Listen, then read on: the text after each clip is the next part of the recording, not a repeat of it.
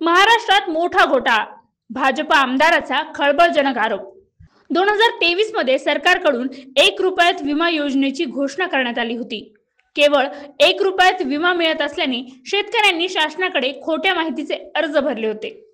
लागवड केली नसतानाही कागदोपत्री फळबागांची नोंद दाखवली गेली। राज्यातील 73,787 शेतकऱ्यांनी पीक विम्याचे अर्ज भरले होते।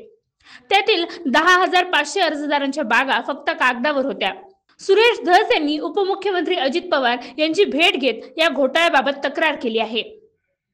मी परळी तालुक्यातल्या सगळ्या शेतकऱ्यांना दोष देत नाही, मात्र या योजनेचा गैरफायदा घेण्यात आला आणि यात त्यावेळच्या कृषी मंत्र्यांचा हात होता असा आरोप सुरेश धस यांनी केला। धस यांनी यावेळी स्पष्टपणे धनंजय मुंडे यांचं नाव घेणं टाळलं, मात्र तत्कालीन कृषी मंत्री म्हणत अप्रत्यक्षपणे मुंडेंवर निशाणा साधला आहे। अलीकडेच राज्यात काही भागात शेतकऱ्यांनी बोगस पीक विमा उतरवल्याची धक्कादायक बाब उघडकीस आली होती।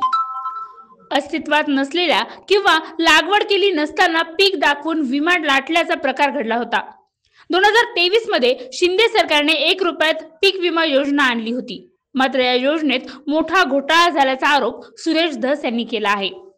तत्कालीन कृषी मंत्री अर्थात धनंजय मुंडेंच्या बीड जिल्ह्यात 7,000 हेक्टरवर घोटाळा झालाय।